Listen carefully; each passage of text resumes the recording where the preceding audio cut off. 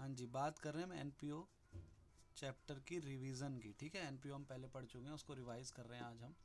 NPO की full form क्या होती है? नॉन प्रॉफिट ऑर्गेनाइजेशन या नॉन फॉर प्रॉफिट ऑर्गेनाइजेशन, आपकी बुक में लिखा होगा। ठीक है जी। तो इसको आपने नाम एनपीओ कम सुना होगा, आपने अपने मतलब क्या कहूँ, प्रैक्टिकल लाइफ में ना एनजीओ नाम बड़ा सुना होगा कहीं ना कहीं, कभी अपने पेरेंट्स के मुंह से, किसी और के मुंह से। एनजीओ तो ज़रूर सुना होगा।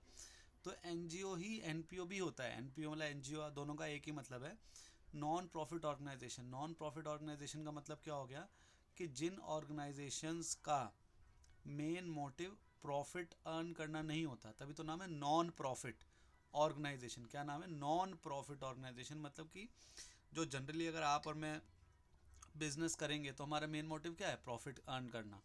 लेकिन कुछ ऑर्गेनाइजेशन सोशल वेलफेयर के लिए भी काम करती हैं कि भाई हमें समाज में अच्छा, मतलब समाज को अच्छा करके देना है, या सामाजिक कार्य करने के लिए जो ऑर्गेनाइजेशंस खोली जाती हैं वो होता है एनपीओ, नॉन प्रॉफिट ऑर्गेनाइजेशन। नाम से ही क्लियर हो रहा है। ठीक है।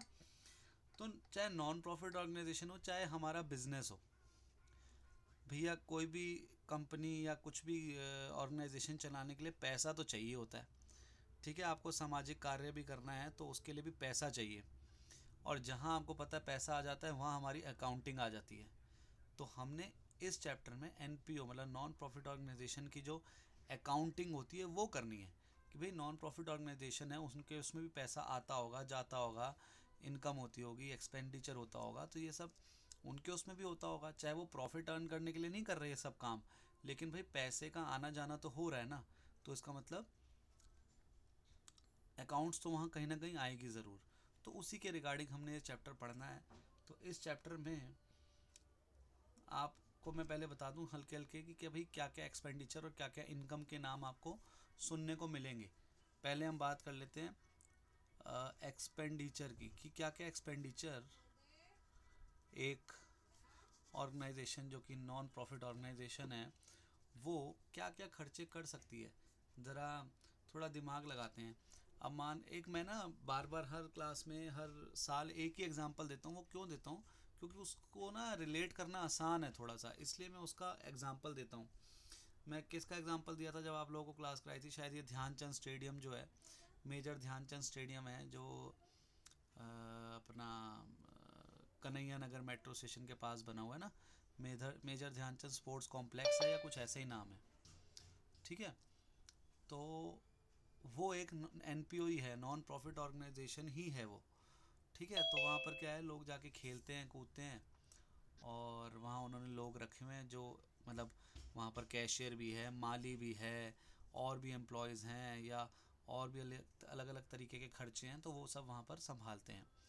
तो अब क्या क्या एक्सपेंडिचर होते हैं? एक तो मैंने क्या बोला कि देखो इतने सारे लोगों को उन्होंने रखा होगा तो उनको सैलरी देनी है, तो ये खर्चा हो सकता है एक।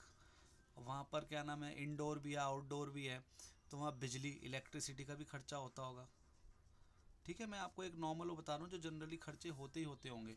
और क्या खर्चे होते होंगे आप लोगों में से कोई बताना चाहेगा? क्या पता वो जगह रेंट पे ले रखी हो तो रेंट हो सकता है। ठीक है। क्या पता कोई ऐसे वहाँ पर कोई मशीनरी हो या कोई ऐसी चीज़ हो जो काफ़ी महंगी हो, तो उसकी इंश्योरेंस करा रखी होगी, तो उसका इंश्योरेंस का जो पैसा जाता होगा वो खर्चा हो सकता है एनपीओ में। और क्या हो सकता है? स्टेशनरी वगैरह, प्रिंटिंग वगैरह, इन सब के खर्चे हो सकते हैं, क्योंकि ऐसी जगहों पे ना स्टेशनरी वगैरह बड़ा यूज़ होता है। ठीक है, इस तरीके से टेलीफोन बिल। टेलीफोन के हो सकते हैं, या कुछ चीज़ें ख़राब हो गई उसके रिपेयर रिपेयर के खर्चे हो सकते हैं। ठीक है। तो इस तरीके से लिस्ट तो बहुत लंबी होगी, अब मैं लिखने लगा तो बहुत सारी।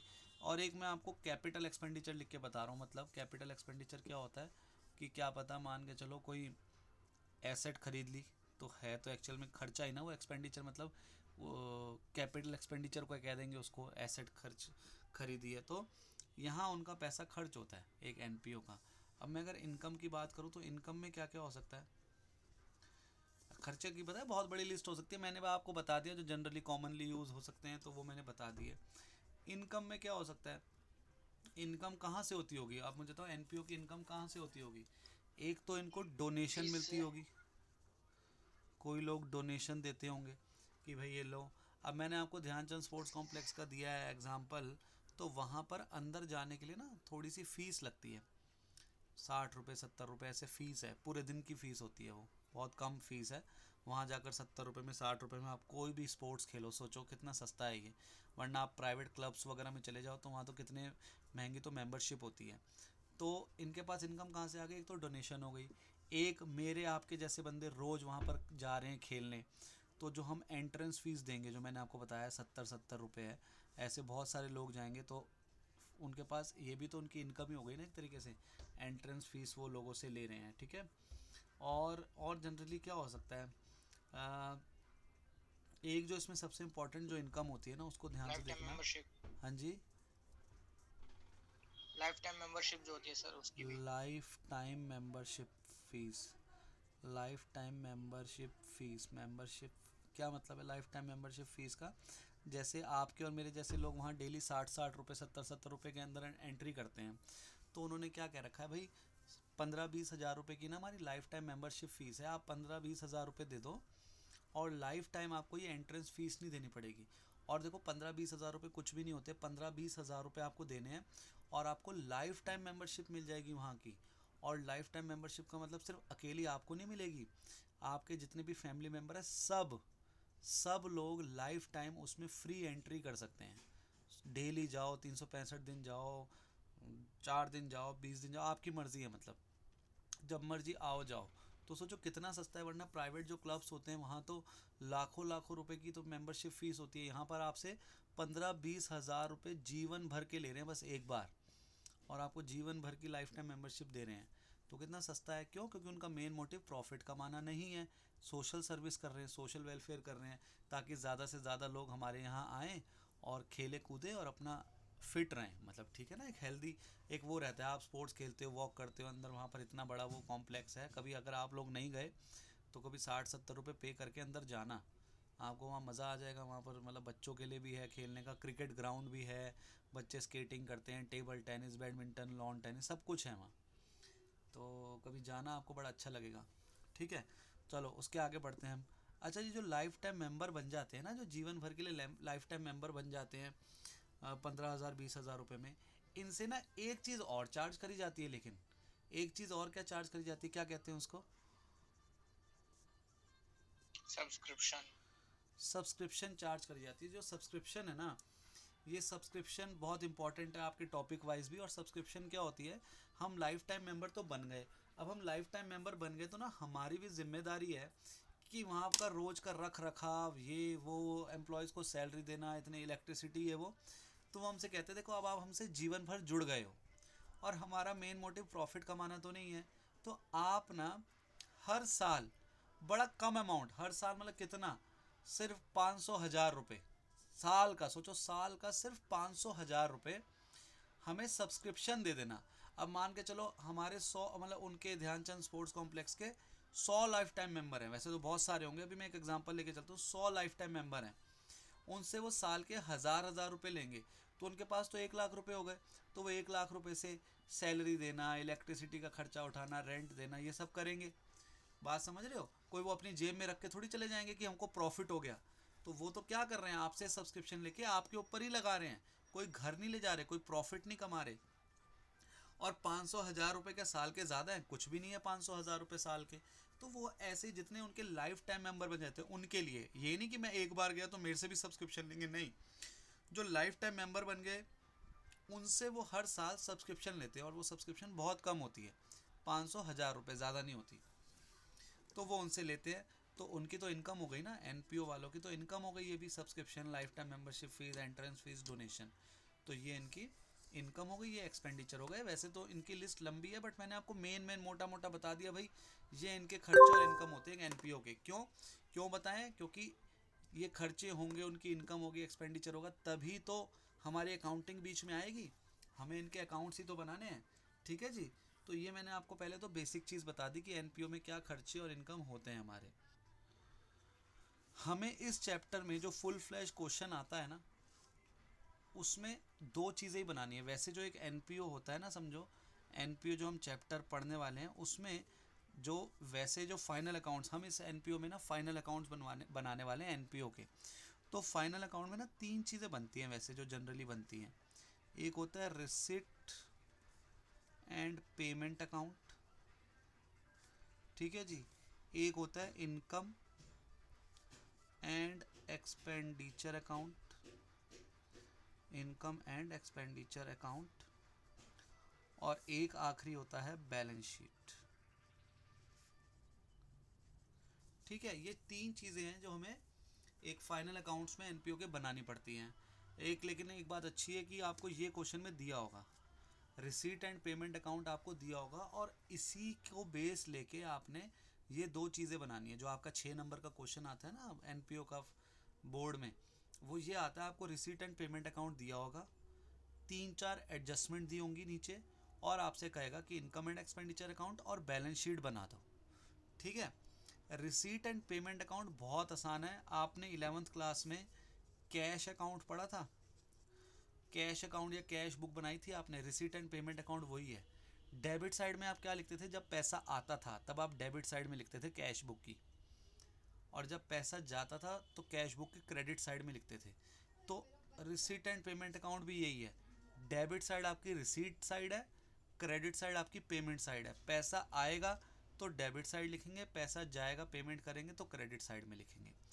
इसमें भी ओपनिंग बैलेंस भी दिया होगा कैश का, और क्लोजिंग बैलेंस भी दिया होगा। और ऐसे ही आपका कैश बुक में भी होता था 11th क्लास में, याद करो, टू बैलेंस बीडी लिखते थे आप, ओपनिंग कैश, फिर पैसा आता था इधर लिखते थे, जाता था इधर लिखते थे, और नीचे फिर यहाँ आ जाता था बाय बैलेंस सीडी।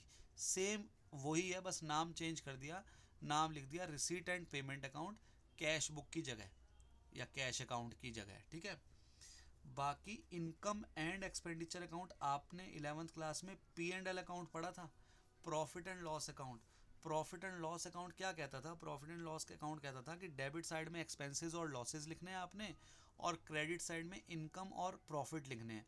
तो सेम इसमें भी करना है, डेबिट साइड में एक्सपेंडिचर लिखने हैं, क्रेडिट साइड में इनकम लिखनी है। नाम है इनकम एंड एक्सपेंडिचर अकाउंट।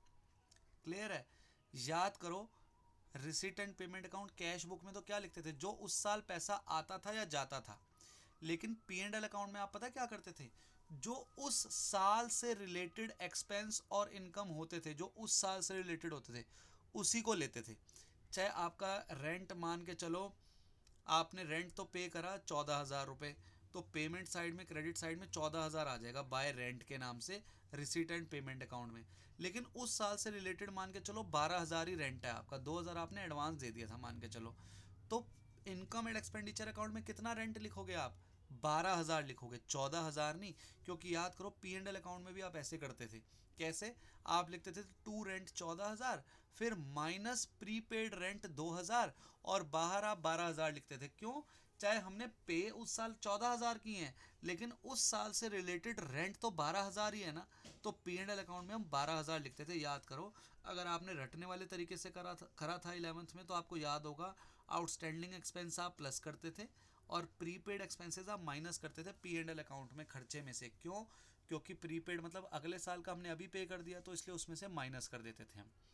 तो ऐसे ही same income and expenditure account भी उसी नेचर के हिसाब से बनेगा कि इस साल से रिलेटेड अगर खर्चे और इनकम है तो उसको उतना ही लेंगे, उससे ज़्यादा या कम पे करा तो उसको हम हटा देंगे। और बैलेंस शीट तो बैलेंस शीट ही है, जो आपने 11th क्लास में बैलेंस शीट सीखी थी कि राइट वाली साइड एसेट होती है, लेफ्ट वाली साइड लायबिलिटी होती है, तो उसी तरीके से इसमें भी है। तो ये बात भी ख़त्म हो गई हमारी। हाँ जी, जो नेक्स्ट टॉपिक है हमारा फंड बेस्ड अकाउंटिंग। ये फंड बेस्ड अकाउंटिंग क्या होती है ज़रा समझते हैं। फंड बेस्ड अकाउंटिंग एक इसमें टॉपिक है, उसका मतलब क्या होता है। अब आप समझो, ये जो एनपीओ होते हैं ना, ये ना जो इनके काम रेगुलर होते हैं ना, कुछ स्पेसिफिक काम रेगुलर होते हैं, जैसे कुछ स्पेसिफिक, तो उनके लिए ना ये गुल्लक बना देते हैं। जैसे अब मान के चलो, इनको बिल्डिंग, जैसे भाई ध्यानचंद स्पोर्ट्स कॉम्प्लेक्स बहुत बड़ा है, उनको मान के चलो बिल्डिंग बनानी है, बीच बीच में किसी कोई नया स्पोर्ट्स इंट्रोड्यूस हुआ है, उसके लिए बिल्डिंग बनानी है, तो एक उसके ना गुल्लक बना देते हैं जिसका नाम रखते हैं बिल्डिंग फंड। इसका मतलब क्या है, ये गुल्लक है जो इनके पास डोनेशन आएगी ना। अब जैसे मान के चलो, और पहले अभी ये और समझाता हूँ फिर आपको क्लियर होएगा। बिल्डिंग फंड हो गया, मैच फंड हो गया, पहले लिख लेता हूँ फिर आपको क्लियर करता हूँ, ठीक है। मैच फंड हो गया, और भी अलग अलग तरीके के ये फ़ंड बना लेते हैं, कुछ भी नाम ले लो, टूर्नामेंट फ़ंड हो गया, और प्राइज़ फ़ंड हो गया, पवेलियन फ़ंड हो गया, कुछ भी, मतलब अभी मैं आपको चलो इनका मतलब समझाता हूँ क्या है। अब आप देखो, जैसे जो हमारे ये एनपीओ होते हैं ना, इनकी मेन इनकम क्या होती है? डोनेशन होती है। इनकी मेन इनकम क्या होती है? डोनेशन होती है। जैसे एक और फंड का नाम लिख लेते हैं, इसका नाम लिख लेते हैं बैडमिंटन फंड, बैडमिंटन फंड, ठीक है। अलग अलग तरीके के फंड बना दिए। अब इनकी मेन इनकम क्या होती है? एनपीओ की डोनेशन होती है। अब आप समझना, डोनेशन भी ना दो टाइप की होती है, एक होती है जनरल, एक होती है स्पेसिफिक, ठीक है। जनरल और स्पेसिफिक। अब आप समझो, जैसे मैं डोनेशन देना चाहता हूँ ध्यानचंद स्पोर्ट्स कॉम्प्लेक्स को, मैं डोनेशन देना चाहता हूँ, तो मैं गया, मैंने 50,000 रुपये लिए, और वहाँ ध्यानचंद जो स्पोर्ट्स कॉम्प्लेक्स है उन वहाँ पर जो भी उनका मैनेजर या जो भी वहाँ पर रिस्पॉन्सिबल पर्सन है, उसको मैं 50,000 रुपये दिया। मैं कहा ये लो जी डोनेशन, आप ये डोनेशन रखो 50,000 रुपये, मैं जो है डोनेट करना चाहता हूँ, और आप इसको खर्च करना अपने हिसाब से जो भी है। तो मैंने उसको जो डोनेशन दी वो हो गई जनरल डोनेशन, मतलब कि मैं 50,000 दे आया और घर आ गया। मैंने कहा ये लो जी 50,000 रुपये मैं डोनेट करना चाहता हूँ, आप बहुत अच्छा काम कर रहे हो, समाज सेवा कर रहे हो, तो मैं आपको 50,000 रुपये डोनेट करना चाहता हूँ। तो मैंने कर दिए, डोनेशन दे दी। ये कौन सी हो गई? जनरल डोनेशन हो गई। मैं फिर 10 दिन बाद गया, मैं वहाँ समझो जान के मतलब मानो कि मैं वहाँ जाके बैडमिंटन खेलता हूँ, जाता हूँ महीने 2 महीने में बैडमिंटन खेलने जाता हूँ वहाँ। तो मुझे लगा यार कि यार यहाँ पर ना बैडमिंटन के लिए भी कुछ करना चाहिए मतलब। तो मैं क्या करा, फिर उनको डोनेशन देकर आया कुछ दिन बाद 20,000 रुपये, और मैंने कहा कि ये डोनेशन जो जो मैं 20,000 रुपये दे रहा हूँ ना आपको, ये आपने गुल्लक बना रखी है ना बैडमिंटन फंड के नाम से, ये 20,000 रुपये आप उस गुल्लक में डालना। मतलब कि आपको बैडमिंटन के लिए जान मान के चलो नया कोर्ट बनाना है, या बैडमिंटन से रिलेटेड कोई खर्चा करना है।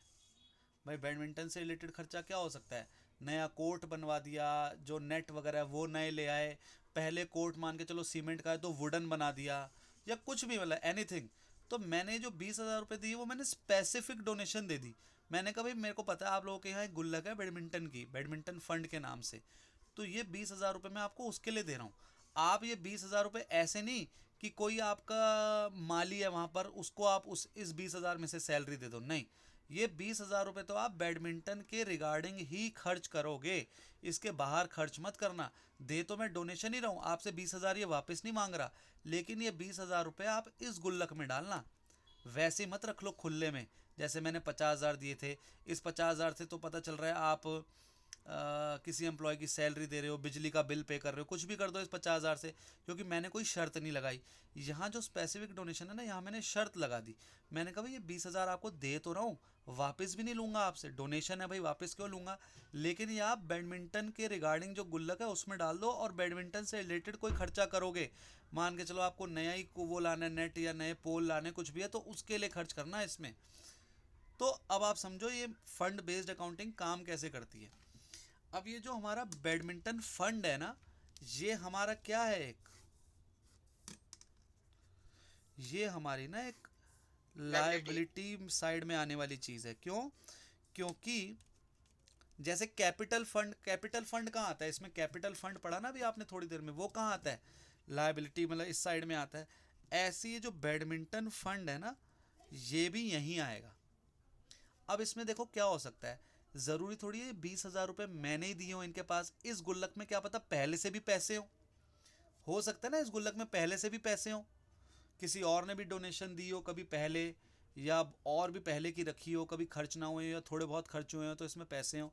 तो जब आपको कोई भी फंड आ जाए, building fund, match fund, building fund, या किसी और नाम से फंड नाम लिखा हुआ आ जाए, तो आप ये बात याद रखना कि ये जो अमाउंट है इसका कहाँ जाएगा? लायबिलिटी साइड में जाएगा। पहले तो हम ये याद रख लें। तो इसमें सबसे पहले आपको क्या दे रखा होगा? ओपनिंग बैलेंस दे रखा होगा कि भाई इतना हमारा इस गुल्लक में साल शुरू होने से पहले पैसा रखा हुआ है, जितना भी होगा 20, 50, 1 लाख, 2 लाख, जितना भी होगा। इसमें अब आप प्लस करोगे, अब आपको और डोनेशन मिली है ना 20,000 रुपये, तो इसमें आप प्लस करोगे। क्वेश्चन में दिया होगा भाई डोनेशन आई है, अगर लिखा होगा नॉर्मल डोनेशन लिखा होगा तो वो तो जनरल हो गई, लेकिन अगर लिख दिया डोनेशन फॉर बिल्डिंग फंड या बैडमिंटन फंड जो भी है, तो उस केस में ये जो डोनेशन आएगी 20,000 रुपये, वो आप 20,000 यहाँ लिख दोगे। ठीक है जी, ये आपने 20,000 लिख दिया। फिर मान के चलो आपको क्वेश्चन में दे रखा है कि हमने इस साल बैडमिंटन के कोर्ट पर या बैडमिंटन के रिगार्डिंग खर्चे कर दिए, बैडमिंटन एक्सपेंसेस के नाम से दे दिए। तो आप मुझे बताओ, जब ये 20,000 रुपये इसके अंदर जा रहे हैं ना, मान के चलो 1 लाख इसमें पहले रखा है और 20,000 रुपये की डोनेशन और किसी ने दे दी, तो यहाँ पे 20,000 और आ गए। अब जब हम खर्चा करेंगे, मुझे बताओ जब हम खर्चा करेंगे तो वो किस में से करेंगे? इस गुल्लक में से तो पैसे निकालेंगे, इस गुल्लक में से तो पैसे निकालेंगे। तो अगर बैडमिंटन एक्सपेंसेस लिखा हुआ है और बैडमिंटन का फंड बना हुआ है, तो है तो ये बैडमिंटन एक्सपेंसेस। अभी मैंने आपको बताया सारे एक्सपेंसेस कहाँ जाते हैं? इनकम एंड एक्सपेंडिचर में जाते हैं। लेकिन बैडमिंटन के एक्सपेंस के लिए तो हमने गुल्लक बनाई हुई थी ना, तो जब इस गुल्लक में पैसे डल रहे हैं ना, जब कोई डोनेशन दे रहा है, तो जब खर्चा होगा बैडमिंटन से रिलेटेड, तो क्या हमें वो भी गुल्लक से नहीं निकाल लेना चाहिए? तो जब हम उसको गुल्लक से निकालेंगे तो हमारा खर्चा तो वैसे तो हुआ ही नहीं ना, कि जो इनकम एंड एक्सपेंडिचर में जाए, वो तो हम गुल्लक से ही खर्चा कर रहे हैं। तो उसके एक्सपेंसेस भी हम यहीं से माइनस कर देंगे। बैडमिंटन एक्सपेंसेस मान के चलो 10,000 के बैडमिंटन एक्सपेंसेस हो गए और ये 1 लाख रुपए था मान के चलो, तो क्या करेंगे? 1,20,000 माइनस से कितना आ जाएगा? 1,10,000 रुपये। अब ये 1,10,000 आपको पता क्या दिखा रहा है कि साल के एंड में आपके बैडमिंटन फंड की जो गुल्लक है उसमें 1,10,000 रुपये पड़े हैं। ये कब बनती है? साल के एंड में तो बनती है, एज ऑन 31 मार्च 2021 मान के चलो बन रही है। तो 1,10,000 रुपये, मतलब साल की शुरुआत में आपकी गुल्लक में 1 लाख रुपए थे जो बैडमिंटन की गुल्लक बनी हुई थी, फिर 20,000 और आए, लेकिन 10,000 खर्च हो गए। तो अब आपकी गुल्लक में साल के एंड में कितने रुपए पड़े हैं? 1,10,000 रुपये पड़े हैं। क्लियर है? नहीं समझ आया तो पूछ लो कि मैंने क्या करा है। ये देखो, ये तो स्पेसिफिक डोनेशन थी ना, कि भाई उसने, मैंने जब 20,000 दिए थे एनपीओ वालों को, मैंने कहा था भाई ये बिल्डिंग फंड में जाने चाहिए, इसको कहीं और खर्च नहीं करना, तो इसलिए हमने इसको यहाँ लिख दिया था बिल्डिंग फंड के अंदर। लेकिन ये जो 50,000 रुपये भी हमें अगर डोनेशन मिली थी, 50,000 रुपये, तो ये 50,000 वाली डोनेशन कहाँ आनी चाहिए आप लोगों के हिसाब से? ये भी लाइबिलिटी साइड में आनी चाहिए या इनकम एंड एक्सपेंडिचर की इनकम साइड में आनी चाहिए? ये वाले जो अगर किसी ने 50,000 की जनरल डोनेशन दी है, ये कहाँ आनी चाहिए आप लोगों के हिसाब से? Income side. ये इनकम साइड में आनी चाहिए। Very good. क्यों? क्योंकि ये तो हमारी इनकम हो गई ना, इसको हम कहीं भी खर्च कर सकते हैं। इस 20,000 पे तो ना हम पे ताला लगा दिया किसी ने, कह दिया भाई इसको खर्च नहीं कर सकते तुम, सिर्फ इसी में खर्च करना, और इसके लिए तुमने गुल्लक बनाई है तो उस गुल्लक में डालो पैसे। और गुल्लक कहाँ आ रही है? गुल्लक आ रही है लायबिलिटी साइड में। तो उस गुल्लक से रिलेटेड और जो पैसे आए हैं तो वो भी तो यहीं जाएंगे। लेकिन ये 50,000 रुपये तो आज़ाद हैं, ये कह रहे हैं ये तो कहीं भी खर्च कर लो भैया, तो हम तो इसको तो इनकम मानेंगे। और इनकम कहाँ जाती है? इनकम एंड एक्सपेंडिचर अकाउंट की क्रेडिट साइड में। तो हम इस 50,000 को तो हम कहाँ लिख देंगे? इनकम साइड में लिख देंगे। इसमें कोई दिक्कत नहीं है। अब मेरा अगला सवाल, एक एक करके मैं सवाल बढ़ा रहा हूँ, आप लोगों से पूछ रहा हूँ ताकि आप लोग थोड़ा सीख जाओ अच्छे से। मान के चलो हमारा मैच फंड नहीं बना हुआ, मैच फंड नहीं बना हुआ हमारा, मतलब हमारी गुल्लक बनी हुई है बैडमिंटन फंड की बनी हुई है, और कोई गुल्लक बनी नहीं हुई, ना बिल्डिंग फंड की बनी ना मैच फंड बनी, सिर्फ एक ही गुल्लक बनी हुई थी बैडमिंटन फंड के नाम से, जिसका मैंने ट्रीटमेंट कर दिया। ठीक है।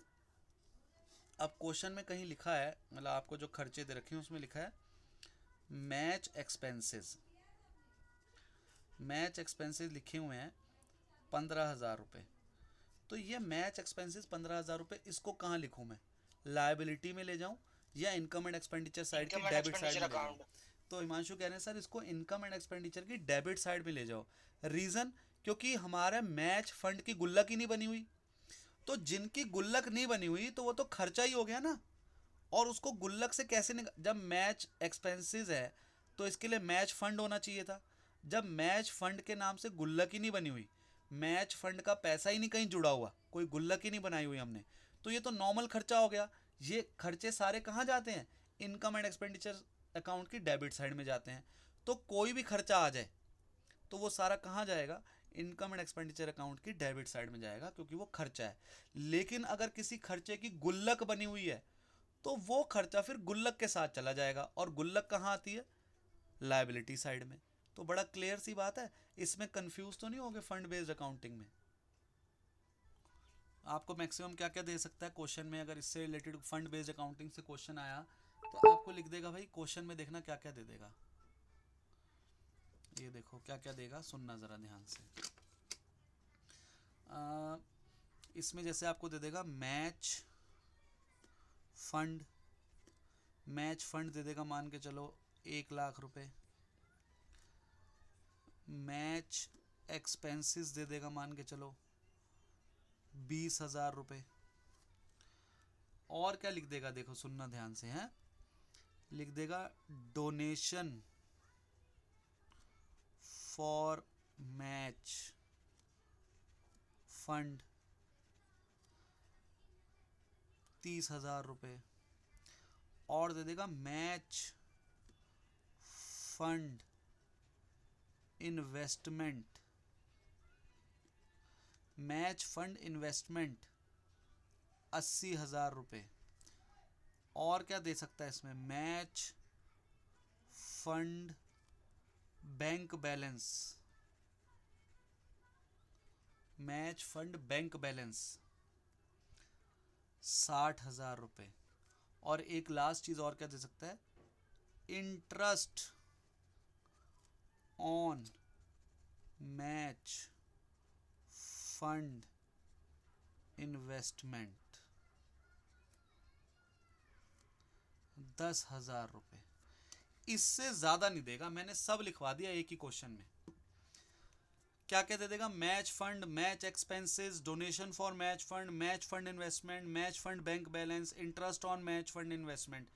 अब मैं इसमें बैलेंस शीट बनाऊंगा, क्योंकि ये तो बैलेंस शीट में जाएंगी चीजें। अब बैलेंस शीट में दूसरे पेज में बना रहा हूं, उसको देखना ध्यान से, ध्यान से सुनना है, मैं बैलेंस शीट बना के दिखा रहा हूं।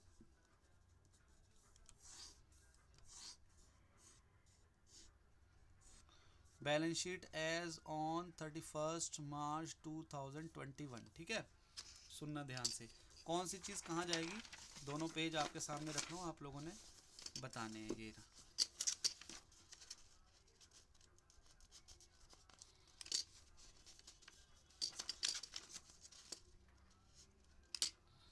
हाँ जी ज़रा देखो, ठीक है, आपको सब दिया हुआ है, सामने लिखा है मैच फंड। मैच फंड क्या होती है, गुल्लक होती है, किस तरफ आएगी, यहाँ पे मैच फंड, ये लायबिलिटी साइड है, ये एसेट साइड है। मैच फंड दे देगा, कितना दिया हुआ है मैच फंड, 1,00,000 रुपए। ये लो 1,00,000 मैंने लिख दिया, ठीक है। अब और बताओ और क्या क्या है क्वेश्चन में। मैच फंड के बाद है मैच एक्सपेंसेस। मैच एक्सपेंसेस कहाँ लिखूं, मैच एक्सपेंसेस को अभी छोड़ रहा हूँ, एक्सपेंसेस को बाद में लिखते हैं, पहले जो इसमें प्लस होना ना वो लिख देते हैं। तो डोनेशन फॉर मैच फंड क्या होएगा, प्लस होएगा इसमें, डोनेशन मैच फंड किया, ये गुल्लक में प्लस हो जाएगा। डोनेशन फॉर मैच फंड कितना है, 30,000, 30,000 क्या कर दिया मैंने, प्लस कर दिया। और बताओ, डोनेशन आई थी मैच फंड की, वो प्लस कर दी, ठीक है। और अब आगे बढ़ते हैं, इंटरेस्ट सर, रुक जाओ अभी आगे बढ़ते हैं ना एक एक करके। अब क्या लिखा है, मैच फंड इन्वेस्टमेंट। मुझे बताओ इन्वेस्टमेंट क्या होती है आपकी, एसेट होती है कि लायबिलिटी होती है, एसेट्स। एसेट। तो मैच फंड इन्वेस्टमेंट कहाँ लिखेंगे हम, एसेट साइड में। मैच फंड इन्वेस्टमेंट ये आपका यहां आ जाएगा, मैच फंड इन्वेस्टमेंट कितने रुपए है, 80,000 रुपीज। और क्वेश्चन में लिखा है मैच फंड बैंक बैलेंस, तो आपका बैंक जो होता है वो कहाँ आता है, बैंक लायबिलिटी में कि एसेट में, एसेट्स में। तो ये भी कहाँ लिखोगे, मैच फंड बैंक बैलेंस कितने रुपए है, 60,000 रुपीज, ये भी यहाँ आएगा। फिर लिखा है interest on match fund investment, मतलब कि हमने जो मैच फंड की जो गुल्लक के कुछ पैसे इन्वेस्ट कर दिए थे ना बाहर हमने। मैच फंड इन्वेस्टमेंट का मतलब क्या होता है जरा समझो, हमारे पास जो गुल्लक में पैसे आए थे उसमें से कुछ पैसे हमने ना बाहर इन्वेस्ट कर दिए। भाई गुल्लक में पैसे बढ़ेंगे तो है नहीं, गुल्लक में आज आप पैसे डाल दो, आप 10 साल बाद भी खोलोगे तो जितने पैसे डालें उतने ही रहेंगे। लेकिन अगर आप उसकी इन्वेस्टमेंट कर दोगे कहीं पर उन पैसों की, जैसे मान के चलो आपकी गुल्लक में पड़े हैं 2 लाख रुपए, उसमें से आपने 50,000 रुपए क्या कर दिए, निकाल के इन्वेस्ट कर दिए, है तो वो उस गुल्लक के पैसे, लेकिन भाई बढ़ेंगे तो है नहीं, तो आपने क्या कर दिया, उससे शेयर्स खरीद लिए या डिबेंचर्स खरीद लिए किसी, या एफडी करा दी उससे 50,000 की, तो वो कुछ बढ़ के तो मिलेंगे ना आपको। तो इसलिए जो इन्वेस्टमेंट कराएंगे तब तो हमारी वो एसेट हो गई, क्योंकि हमने मैच गुल्लक के पैसे इन्वेस्ट कर दिए तो हमारी एसेट हो गई। और उससे जो हमें इंटरेस्ट मिला तो वो तो इनकम हो गई ना। अगर हमने मैच गुल्लक से रिलेटेड जो पैसे थे उसको हमने इन्वेस्ट करा, बिजनेस मतलब कि कहीं एफडी कराई, उससे जो इंटरेस्ट आया तो वो तुम्हारी इनकम हो गई। और इनकम और एक्सपेंसेस उस गुल्लक के सारे यहीं जाते हैं, मतलब गुल्लक से रिलेटेड जो गुल्लक के एक्सपेंसेस और इनकम है वो तो गुल्लक के अंदर ही जाएंगी। लेकिन जो इन्वेस्टमेंट करी है, इन्वेस्टमेंट तो आपकी एसेट है तो वो तो इन्वेस्टमेंट में जाएगी। बैंक बैलेंस है मैच फंड का तो वहीं जाएगा, लेकिन उससे जो इनकम हो रही है तो वो यहाँ जाएगी। तो याद रखना, कोई गुल्लक बनी हुई है मतलब कोई फंड बना हुआ है, उससे रिलेटेड कोई एक्सपेंस या इनकम होता है तो वो उसी के अंदर प्लस या माइनस होता है। जैसे कि यहाँ पर मैंने इन्वेस्टमेंट जो करी थी उसका मुझे इंटरेस्ट मिला, मैच फंड इन्वेस्टमेंट करी थी तो उससे मुझे interest on match fund investment मिला, तो वो मैं यहीं प्लस करूँगा, interest on match fund investment, कितने रुपए, 10,000 रुपये, ये मैं यहीं प्लस करूँगा। पहले इसका टोटल कर लेता हूँ जो कि आएगा 1,40,000 रुपये। और अब मैं खर्चा कर दूंगा, पहले देख लिया ना गुल्लक में, पहले ऐड कर लो भाई गुल्लक में इतने पैसे पड़े हैं, अब जो खर्चा हुआ उसको माइनस कर दो, मैच एक्सपेंसेस वो माइनस कर देंगे, कितना है, 20,000 रुपये। तो साल के एंड में अब हमारी गुल्लक में कितने रुपए पड़े हैं, 1,20,000 रुपये, हमारी गुल्लक में 1,20,000 रुपये पड़े हैं। उस गुल्लक के हमने कुछ पैसे हमने इन्वेस्टमेंट करी हुई है 80,000 रुपये, और उस गुल्लक के कुछ पैसे हमने बैंक बैलेंस में डाले हुए, मतलब कि हमने बैंक में जमा कराए हैं, क्योंकि बैंक में भी पैसा जमा कराने से कुछ तो इंटरेस्ट मिलता ही है ना। तो वो हमने 60,000 बैंक में डाले हुए हैं, 80,000 हमने इन्वेस्टमेंट करे हुए हैं, और गुल्लक के अंदर इस टाइम हमारे 1,20,000 रुपये पड़े हैं। क्वेश्चन खत्म, दोनों साइड इक्वल नहीं आएंगी क्योंकि ये बैलेंस शीट का एक्सट्रैक्ट है, पूरी बैलेंस शीट नहीं है। बैलेंस शीट में तो और भी चीज़ें आती है ना, तो इसमें ये मत सोचना कि सर दोनों साइड इक्वल तो आई नहीं, इसमें थोड़ी आएंगी, ये तो एक पार्ट था बैलेंस शीट का, पूरी क्वेश्चन थोड़ी दे दिया। ठीक है, जितना मैंने अभी कराया उसमें कोई डाउट है तो पूछ लो।